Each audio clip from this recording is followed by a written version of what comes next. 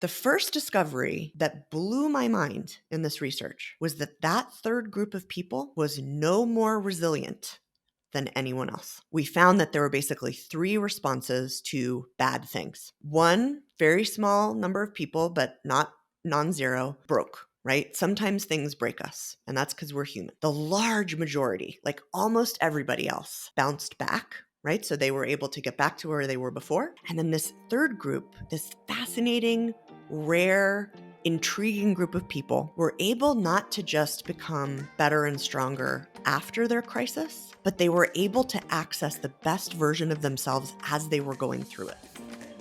Hello everybody, welcome to Better at Work. I hope you're all doing well, and guess what?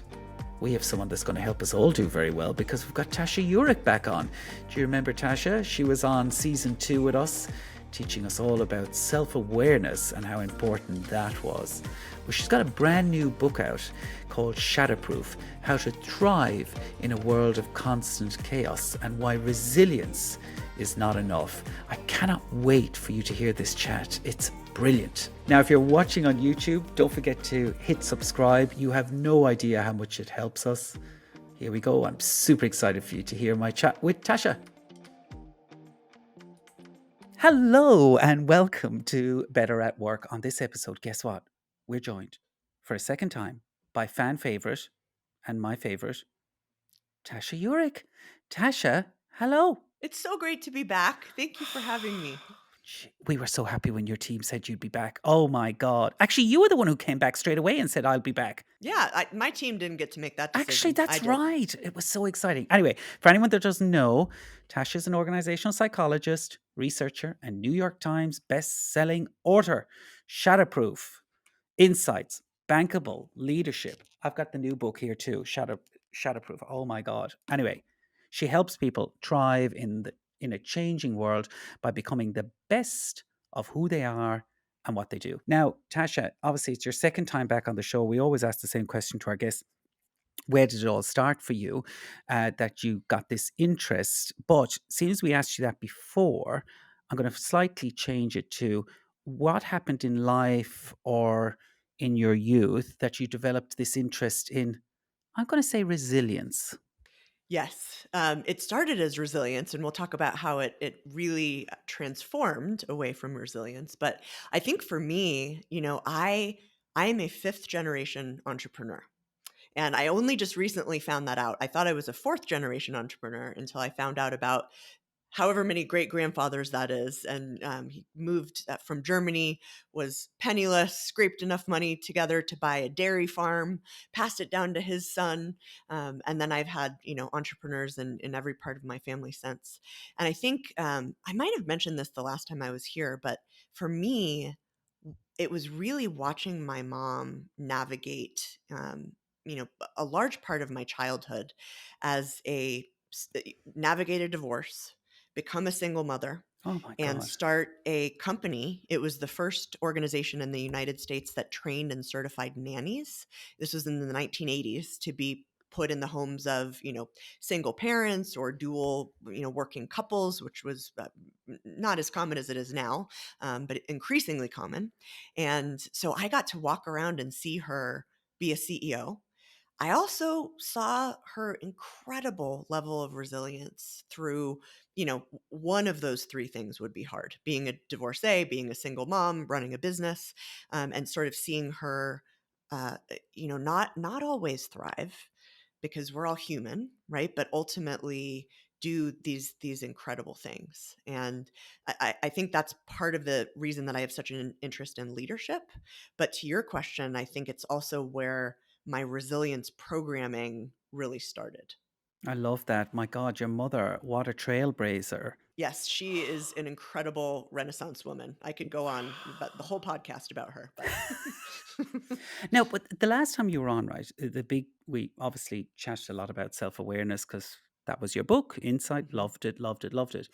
And, this latest book, Shatterproof, How to Thrive, let me give it its full title, How to Thrive in a World of Constant Chaos and Why Resilience Isn't Enough.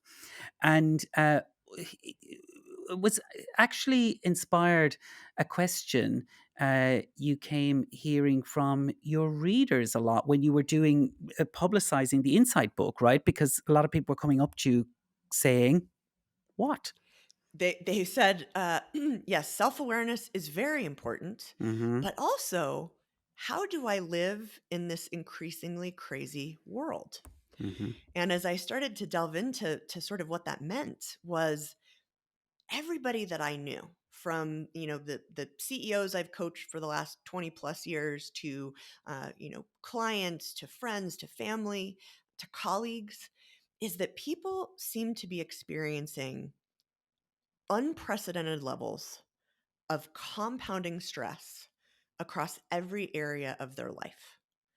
And we all thought, I think, that after COVID ended, and by the way, this was even before COVID, so there's been a whole process since then, but um, sort of before COVID and when COVID was happening, that things would somehow Mm-hmm. maybe not get back to the way they were, but get back to some kind of baseline where the stress wasn't as intense and constant.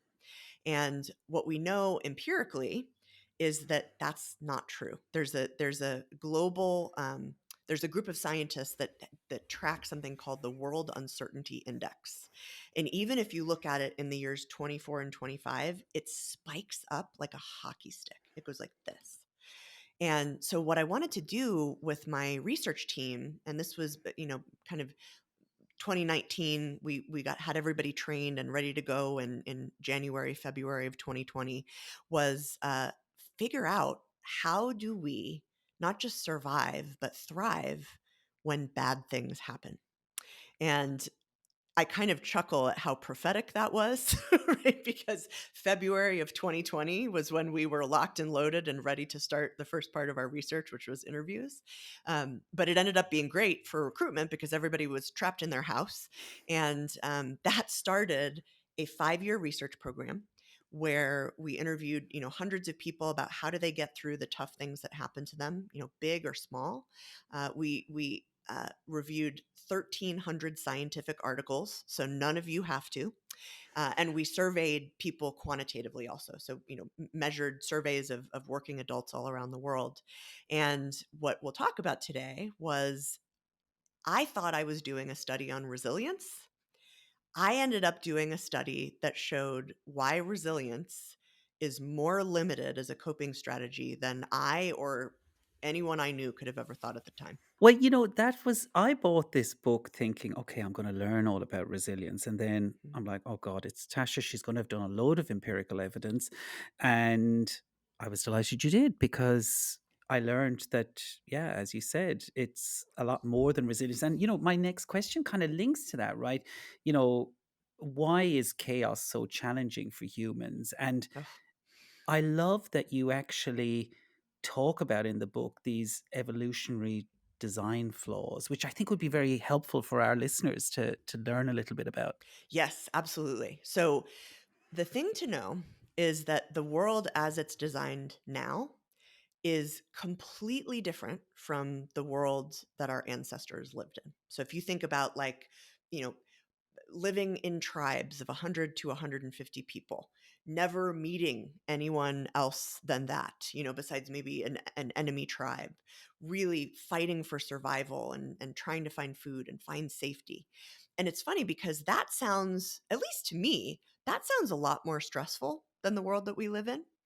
But when I started to examine the hardwired stress responses that humans developed at that time, what I realized, which like should have been obvious to me as a scientist, is I realized that those coping mechanisms are completely ill-equipped to help us live in this world and actually backfire.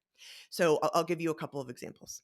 One is, I call it our bad things bias. Hmm. So if you think about what our ancestors were facing, if they didn't pay attention to a good thing, nothing bad would happen, right? But if they were not paying attention to something bad, threatening, dangerous, right? Enemy tribesmen, tiger running after them, shortage of food, it would mean death.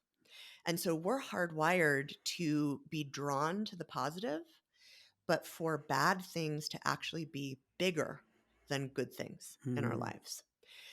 If you think about the bad things that they experienced, they were sort of temporary, right? It was a uh, running away from a tiger and escaping as a good example.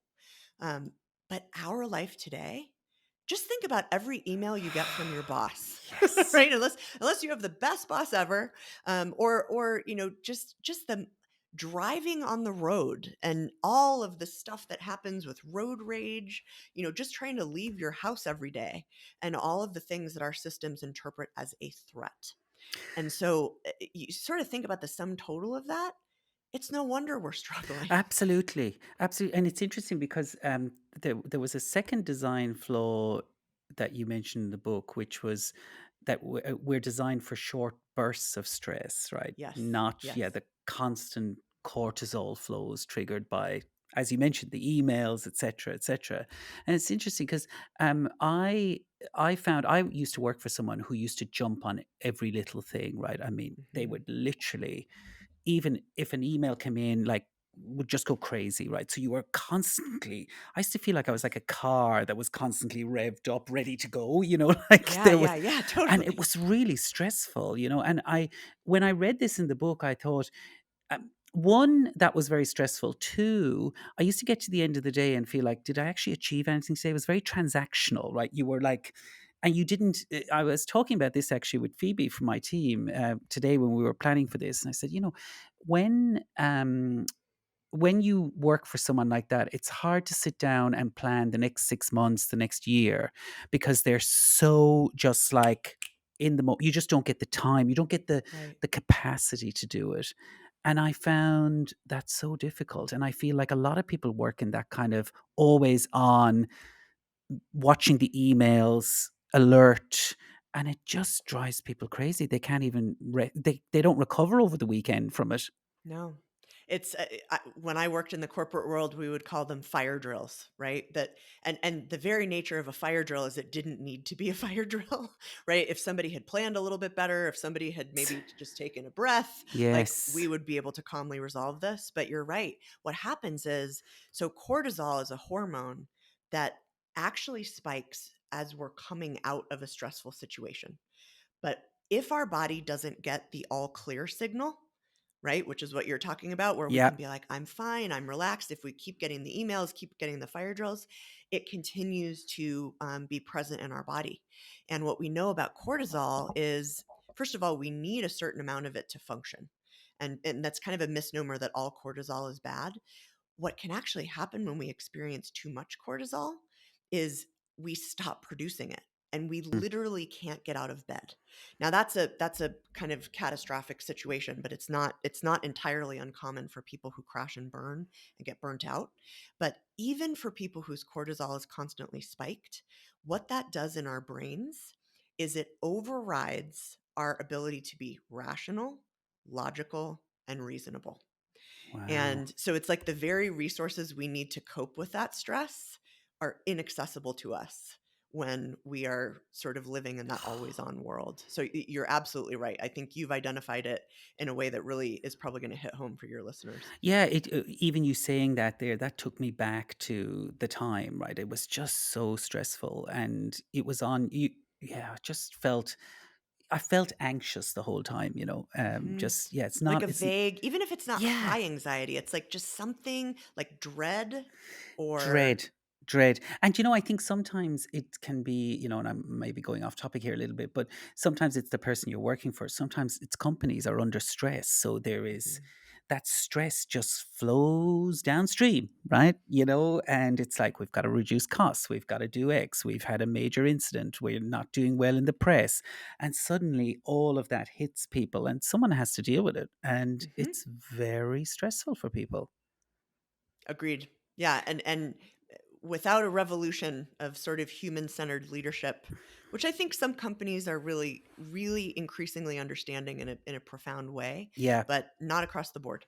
So when I first knew again that you were coming out with the book, I thought, okay, Tasha's going to help me be more resilient, right? And obviously, as we said, I discovered that was not going to be the case. But what I expected in the book was resilience might get us through the setbacks, but it doesn't necessarily mean we'll come out the other side better and stronger than before. And so, look, maybe a better way to phrase this: tell me about that discovery Mhm. you found around this, right? That we don't actually come out stronger than before if we can get through these terrible moments. So there's so much complexity to this, and what I'm going to try to do is distill it to like its most essential element. Um, in our study, in that set of interviews that we did at the beginning, I was so confused by this that I commissioned a bunch of quantitative surveys to follow this up to test this. And I kept finding over and over and over that people's level of resilience, which I define as our capacity to cope with hard things, right? Like I bounce back when things are bad. I generally can pick myself up if things go wrong. It didn't predict getting better and stronger. So that led me, as the fundamental embarrassing nerd that I am, to reading 400 articles on resilience. Oh my God. And then I realized that I needed to get my arms around what that literature was actually saying. So I narrowed it down to, I think it was like the 100 and then the 52 most highly cited articles. And the reason that's helpful is that shows where the consensus is in a field of research, right? Like you can cherry pick a one-off study that says anything you want, but if you're really looking at the most highly cited articles, you're finding as close to the truth as you can, as close to the truth as psychology research can give you. So we found three myths when we actually looked at that research, that it's like a game of telephone. I don't know. Did you guys ever play that when you were Yes, kids and you'd yes, have one yes. message and it would be different by By the the time it end? got to the end, it was Yeah, totally different message. Yeah. totally different. That's kind of what's happened between the science and the popular understanding of resilience. And the first myth is exactly what you said, which is resilience practices, things like gratitude, optimism, social support, exercising, self care. Those things do help us survive tough things, but they, in and of themselves, don't help us get any better off than we were before. Here's a crazy thing.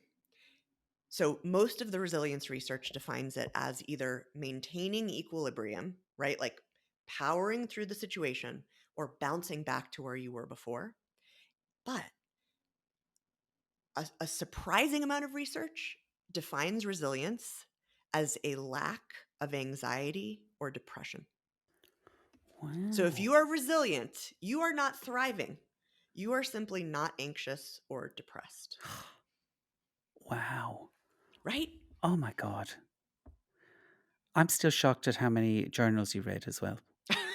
That's fun for me. I wish I'll email it to you after this, but I have a picture of myself with all. I decided to put all of the articles like in my office, and I have a picture of me sitting next to them, and they're all about as tall as I am sitting. I found it interesting that each person has a limit to their resilience.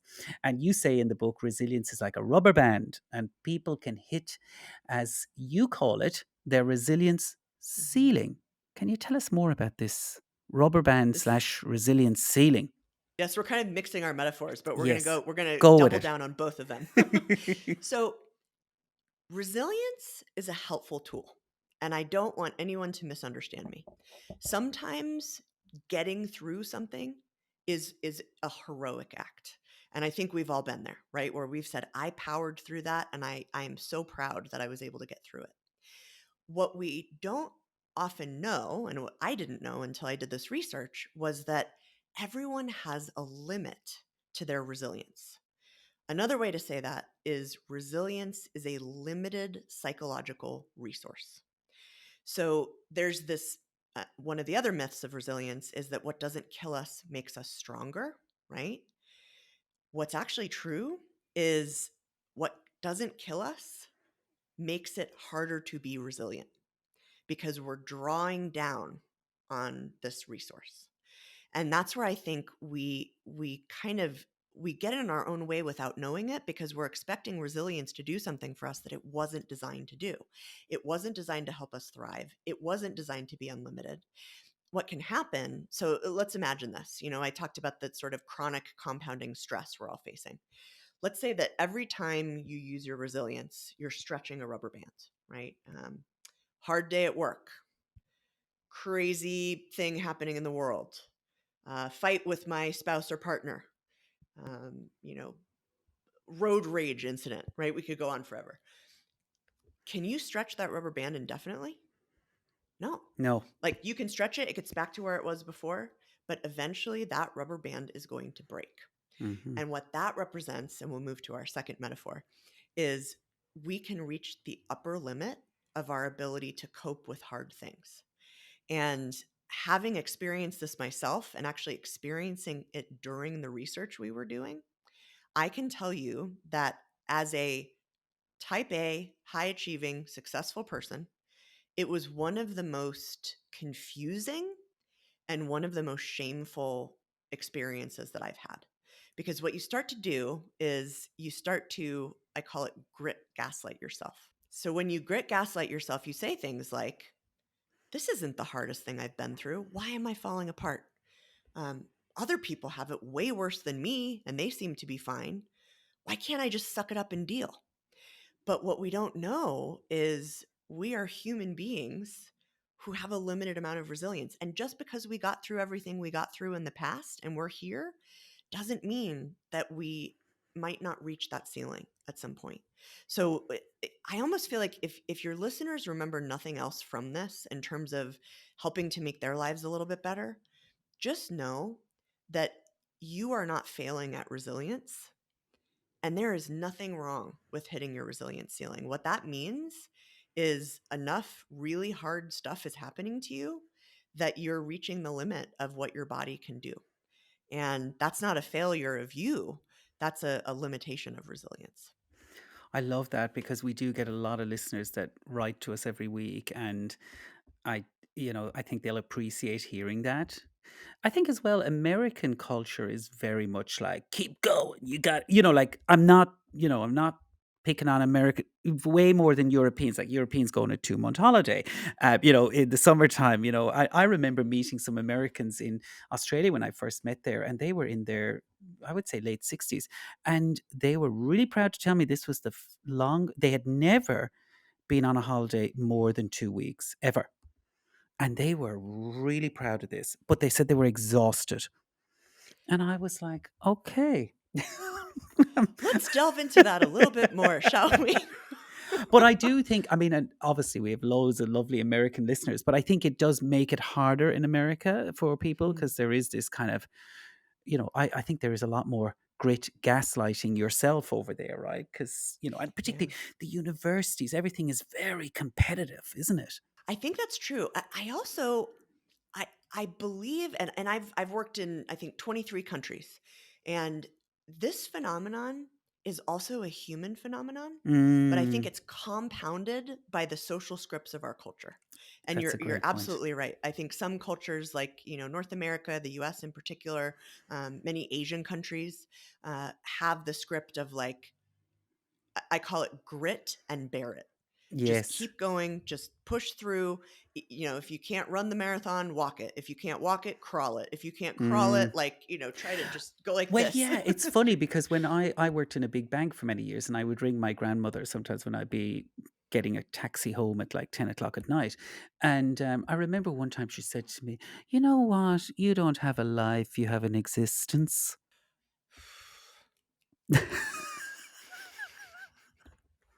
What was your response?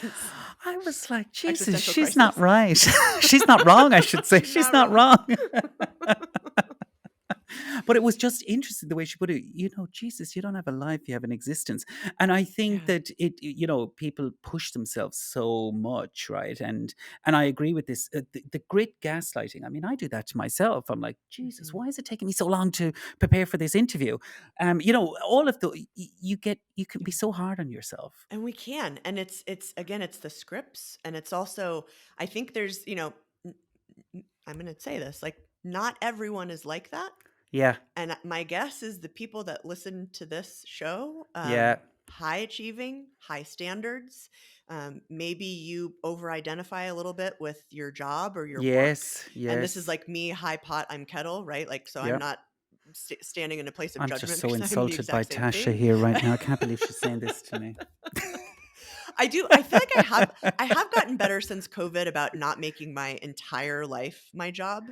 Mm. It's been up and down, but I think it's especially hard for people like us, isn't it? Oh, it's a Because great point. we It's a yeah, great we point. value our achievements, and if we're Yes. not achieving and we have to take a step back, that feels like a failure. Well, yeah, it's interesting. My partner said to me a few years ago when I decided to leave this big corporate job, and I said, "But I'm still ambitious for my career." And he said to me, Why wouldn't you be ambitious for your life, not your career?" Ooh, that's brilliant. You know? That's brilliant. Yeah, Yeah, because I mean, nobody is going to be on their deathbed and say, yeah. I wish I had spent more Saturdays working. Yeah, absolutely. No one. And I was talking Phoebe, as I said, from my team. We were having our lunch together today. We were working together, and she said, "You know what? I just love Tasha's book, Shatterproof." And she actually mentioned, she goes, "I wonder though, would a non-type A be able to implement some of these amazing things?" And I Yeah. hadn't planned to ask it to you, but maybe I'll ask it now. What do you think? Could they implement lots of the That's a things from the that's a book? good question. Well, so She's gone here's red some behind data. me here. She's gone Oh very no, red now. Phoebe, I love this question. I think it's brave, and I think it is a intellectual challenge, which I appreciate. So let's break this down. Okay. So one data point is I've been speaking to audiences, for the last several months on this topic. And I get to do a lot of book signings, which is actually my favorite thing to do because I get to like build a little mini relationship with everybody in the audience. And I've met all kinds of people who have been really moved by this framework. I think not just by what it's going to help them do to live a better life, but in the permission it's giving themselves, right? To say I'm a human, I have a resilience ceiling. I don't have to gaslight myself. That's not the standard I should use. And so part of me feels like this is a human thing. What I would double down on with that actually is the essence of, and we were talking about this before we started recording, the essence of the Shatterproof model are three biologically programmed human needs. Hmm. These are my And those, favorites. my favorite too. It's my favorite part of the book. And I think like really Mine the too. heart of it. And what we know is that those are what researchers call culturally invariant, which means you could find somebody anywhere in the world and they would have these three needs because we evolved to have them. They actually helped when our ancestors were, trying to fight to stay alive in those tribes of 100 to 150. Um, Getting them the needs met increase their odds of individual and collective survival. So I would say that I think Phoebe has a really good point that maybe type A overachievers gaslight ourselves more. Mm. I think, I haven't scientifically studied that, but I think that sounds right. But what's beautiful about this model is it applies to any human being. And that's what I think too. And I was saying that to Phoebe today. This the 4 steps of the Shatterproof roadmap, guys. Honestly, it's so simple. It's actually very easy to follow. And I suppose I look at it at a basic level. I'm having a problem. What do I need to do? I mean, sorry if that's a bit basic, Tasha, for someone who reads 400 documents or journals, etc. But to No, me, it's great. this 4 step process is basically I'm having a problem. What do I need to do? 4 steps. Go, Tasha. Give us the 4 steps. Okay. Well, for This the woman is a preface I want to seasoned make, pro at selling a book, so go for oh, I don't know it. about, I know that talking like a giant nerd about the book, I can No, a definitely do. seasoned pro. Go for it. So I always joke about this, that as a scientist, I knew that it was going to be the number of steps it needed to be. As an author, I was really sad that it was 4 steps instead of 3 steps. I knew you were going to say something like that. Because it just makes it like, it's one more step, but that's okay because we can do 4 steps because it's simple. So I'm going to run through these quickly and maybe you can stop me Yes, if I we want to I have delve in. my favorite one, but I'll let you run through them and then I'll tell you what's my favorite one. But go for it. Okay, perfect. So what I'm going to run through it in a way that your listeners can understand the step and Yeah, then do something practical. Okay. they still have to buy the book So though, right? Oh, Yeah, definitely. okay, I right. mean, I just wanted to we're check not that. giving away all the Okay, good, secrets good, here. good. Yeah, just give them enough to get them interested. Yeah, just to be helpful, right? That's kind of what I I'm strive to joking, be I'm in life. joking. Yeah, go for it.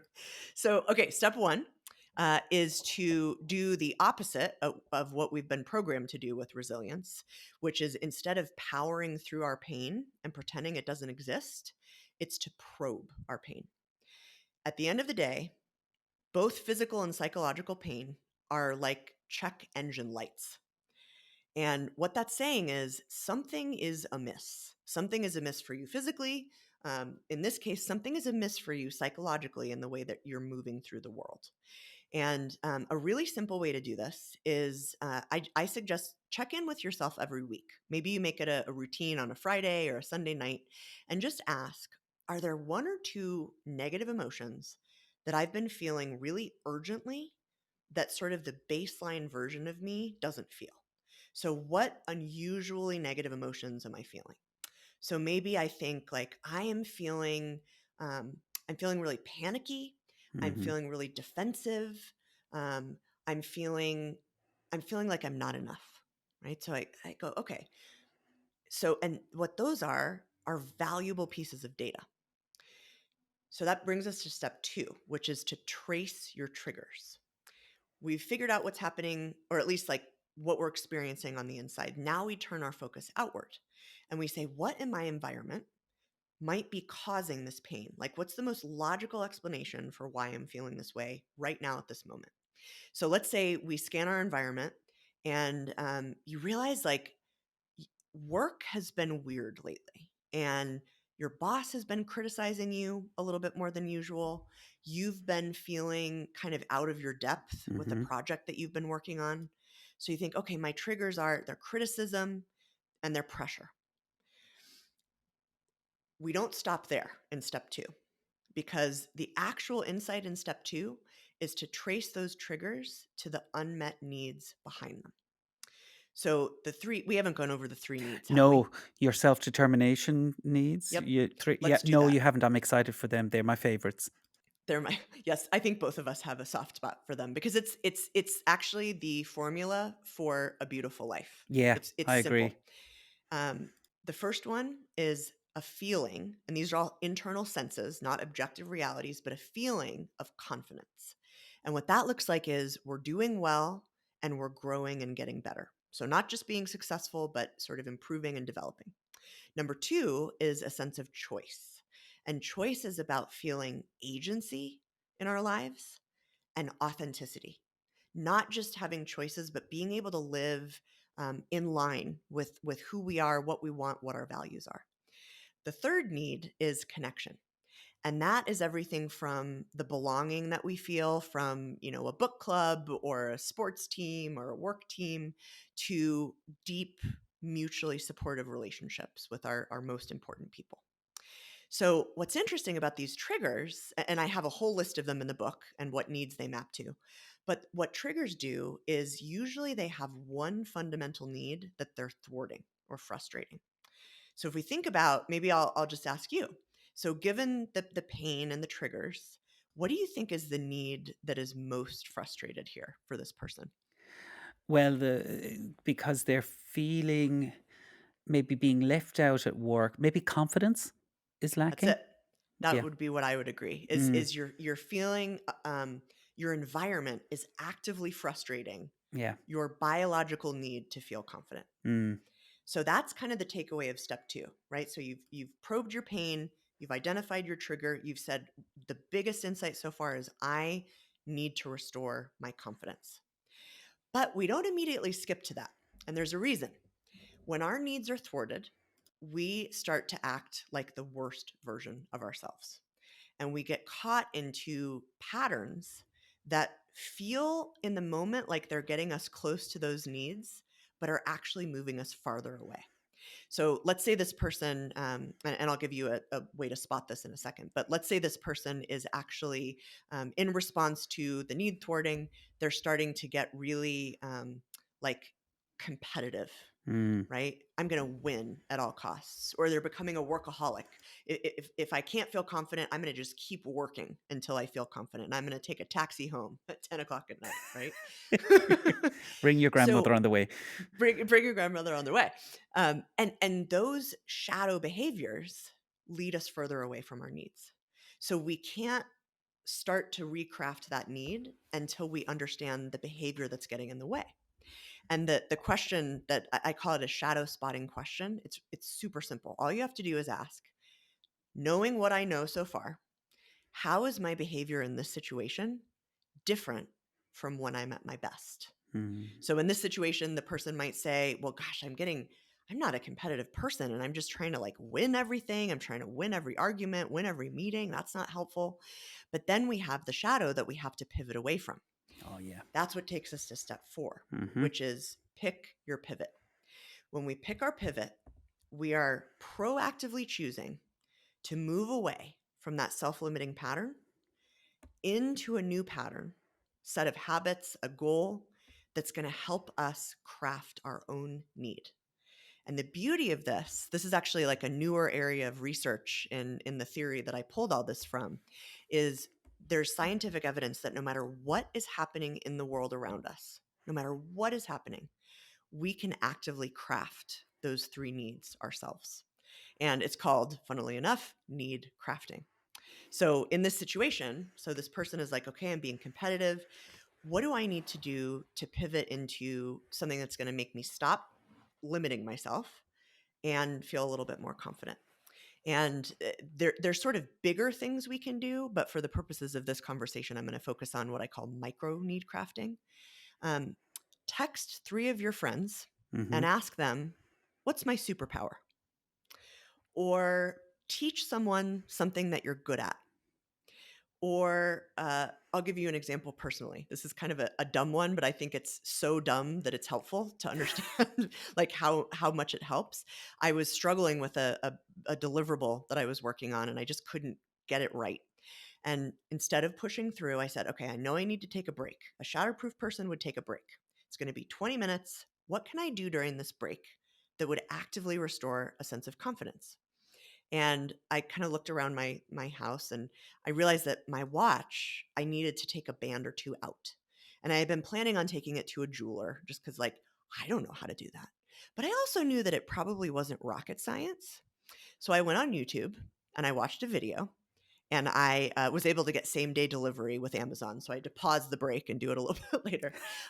But I was able within about 20 minutes total to learn how to take a couple links out of my watch, and I felt like the queen of the world, right? This thing that like I had convinced myself I'd never be able to learn. I was like, of course I can learn this. And then I went back to what I was working on and I had a totally different Hmm. energy. I had more creativity, I had more resilience. By the way, when we actively craft our needs, we become more resilient. So that's the 4-step Shatterproof roadmap. Um, and I think for you and I, it's really about actively crafting those needs. So Yeah. even if you don't want to do all 4 steps, just ask yourself, what is the need that I'm missing? And how can I find a way to craft that on my own terms? Yeah, and that's what I love about it. And I've started to, since reading the book, really think about it in different situations, not just work situations, personal Hmm. situations, where you feel excluded, whatever it is, right? Yeah. Going, okay, Yeah. what is it? And I love as well in the book, you said about that when you're, say, trying to, I suppose, pick your pivot, try and pick a scientifically backed pivot that's Hmm. going to help you. And I love that because it was like, I think you gave an example on another podcast where, say, you were excluded at work and you're going, I'm going to show them, I'm going to set up a TikTok and I'm going to become famous, blah, blah, blah. And you were like Shadow going, behavior. shadow behavior. And then you said on it, look, it's better to pick a scientifically proven, approach, which might be create new connections, Hmm. call up someone you went to university with, dude. And I love that, and I think that that's where this book is super practical, right? It really, it gives you really simple things to do to kind of get yourself out of the funk, if you like. Yeah.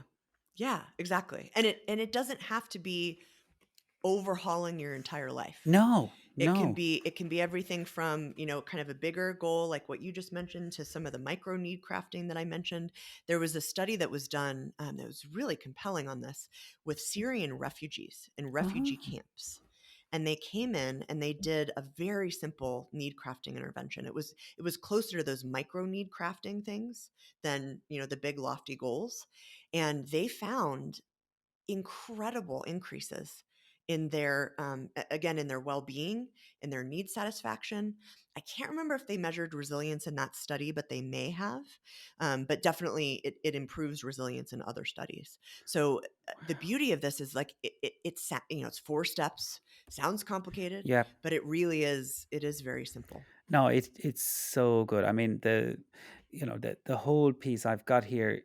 I've been telling lots of people. I was telling Phoebe today that actually, someone I know is having quite a challenging time in a personal relationship at the moment, Mm-hmm. and it's causing them a lot of stress. And I did send them, your deed. Like I sent them a screenshot from the book. I'm sorry, I should have told them to buy the book, but I just said, look, have a look at this because this is really good. Am I going to get in trouble for that now? Yeah. Anyway, No, not at all. No, we want to help but people. I no, no, mean, no. Yeah. we won't tell Pan Macmillan that. No, We love don't them. We tell want to Pam sell all Macmillan. the No, books. please, Yes. all the books. No, but it's very useful, right? Because it's so practical, and I Hmm. love the 3 core needs: confidence, choice, connection, and just the way you link that then in with those 4 steps.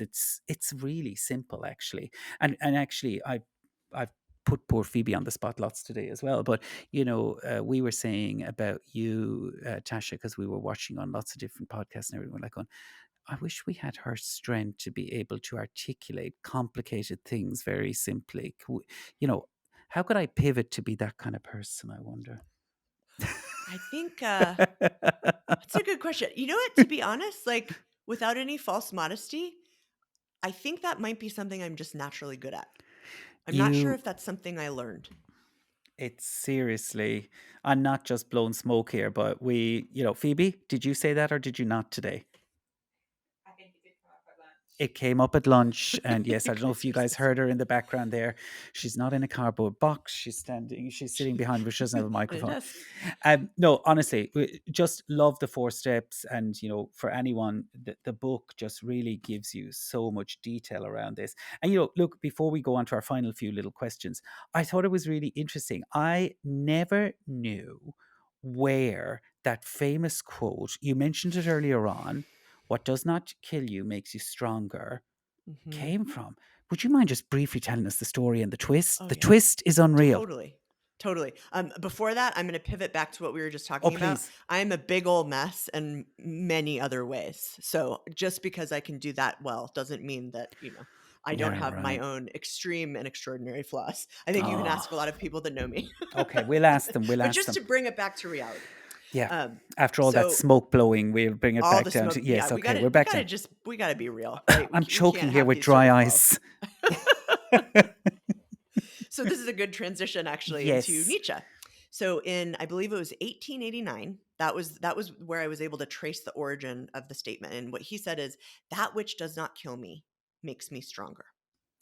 Less than a month after he published this aphorism, he was walking in a square in Turin, and he saw an objectively horrible sight. He saw a carriage driver violently beating a horse. And, most adults might have been upset about that. They might have, tried to go up but Nietzsche had a complete mental breakdown. He ran over to the horse. He put his arms around it. He tried to make the man stop. A crowd gathered. He was hysterically crying. The police were called. A friend had to walk him home. And within a couple of days, he was actually put into, what they called at that time an asylum. An asylum from which he never re-emerged. And I think, and I give credit to my research assistant, John Pugh, who found this, who just got an amazing job at a Big Four accounting firm. So I lost him. But Those damn this accountancy story, firms. I know, right? But this story is such a great way to illustrate Mm-hmm. how much we want something to be true Yeah. doesn't make it true. Absolutely. I couldn't believe it when I was reading in the book. I thought, oh my God, this is, and because it was you, I goes, this is definitely true. Um, Oh and yeah, you we know, fact checked it yeah, for sure. I could imagine. I could imagine. Now, look, this is a kind of a heavy one to end on before we go to our final three questions. But you have said that this book kind of saved your life. Can you tell us why? Yeah. So this book hasn't just saved my life once. I'll tell you, I've had a really great life. I've been really lucky. I haven't had, up until about 3 or 4 years ago, haven't had any really like major crises. I've just been super lucky. And uh, it was one thing after another for me, starting in about 2020, 21. Horrible uh, health crisis that actually almost took my life, that if I had continued with my shadow behavior, I think would have, if I hadn't have pivoted to become the CEO of my medical journey. And then a series of personal blows as recently as 2 months ago that have brought me to my knees in a way that I honestly never thought I could be. And what I think is so important about this book is becoming shatterproof isn't a skill, it's a repeatable process. So, and I hope this isn't true for anyone who's on here today, but we never know what's going to happen when we leave the Mm, house, right? Just when we think we've been through our hardest thing, something even harder might come, and there's no way to know. But if we're practicing this roadmap, we're prepared, right? And when we're prepared, we have a fighting chance. And I'm not going to sit here and tell you that after, probably the worst thing that's ever happened to me in my life happened 2 months ago, that I'm like doing great. Um, but I am shatterproof. I am finding new wisdom. I am finding new peace. I'm building what I talk about in the book, a new good life, right? So it wasn't the life I planned. It wasn't the life I wanted, but it's a life that's focused around crafting my needs and finding as much peace and fulfillment and joy as I possibly can. And so I think that's really important to say. And I'm mm, glad you asked that, because this isn't me in an ivory tower as a scientist. I mean, it started that way, but we write the books we need to write. And I yeah. can say as a human, this is life changing. This framework, it's absolutely life changing. Well, I think, I'm sorry to hear all those things have happened. And, but, this book, honestly, it's going to help other people. It's so, so good. I haven't been able to put it down, Tasha. Oh, you're so Um, sweet. but yeah, I am sorry to hear all that's happened. And I'm just so glad that you are pivoting, trying to Mm. do as much as you can to I suppose it's interesting because we all there are times you go something happens and you go life turns out differently than what you had actually thought, and I think that's what makes people very that's what certainly a lot of my friends and things when things happen you go, oh, it's just the life they had pictured has not happened, and it is Mm. difficult to get out of the funk around that, right? And Yeah. people that lose parents early or loved one, whatever, it's really tough. So for anyone listening that is going through anything like that, we really do feel for you. And and honestly, this book is a really great tool. It's a resource. It's something you can really latch onto as you navigate those moments. But Tasha, final three questions for you that we Fire ask away. all of our guests. Oh, the last time you were on, we've added a new one since you were last on. We pivoted. You see, I'm just going crazy Oh, now with this see, pivot. Yeah, I you like what see, you're doing see. there. Now, we're all about being better at work. What is the smallest possible change you think our listeners could do to have an impact and a better day at work tomorrow? Don't check your email first thing in the morning. Oh, that's a good one. I've started doing that. Life changing. Oh my God, I need to start doing that. I've actually put a reminder on my phone to at 9:45 at night to do not bring the phone to the bed, like leave it Yes. downstairs, because I'm like, I go down a hole, and now with sorry Donald Trump and all this stuff, I'm down and I'm like going, what is going on in the world? So I need to do your one as well, which is no emails for the first hour of the day. Right, we're Yeah, locking because that in. it goes to the bad things are bigger than good things. Mm. Your email box is a problem box of things people need from you and problems they need you to solve, right? So that's not a good way to get off to a good start. Absolutely not. Now, here's our new question since you're last on. Can you share with our listeners something you learned or experienced at work that unexpectedly made your whole life better? Hmm. I'll share a piece of advice from my honorary dad and mentor and friend, Marshall Goldsmith. Oh, yes, Marshall. And it's Marshall via Peter Drucker via Marshall. And the advice is the purpose in life is to make a positive difference, not to prove how right you are or how smart you are. And I use that with my CEOs that I coach more than I ever thought possible and have to constantly remind myself. And I think as a North Star, what else are we here for if not to make a positive difference? Oh my God, I love that. Maybe that answers your final question. Well, our final question is can you recall the best advice you've ever received that made you better at your job or better at Oh, work?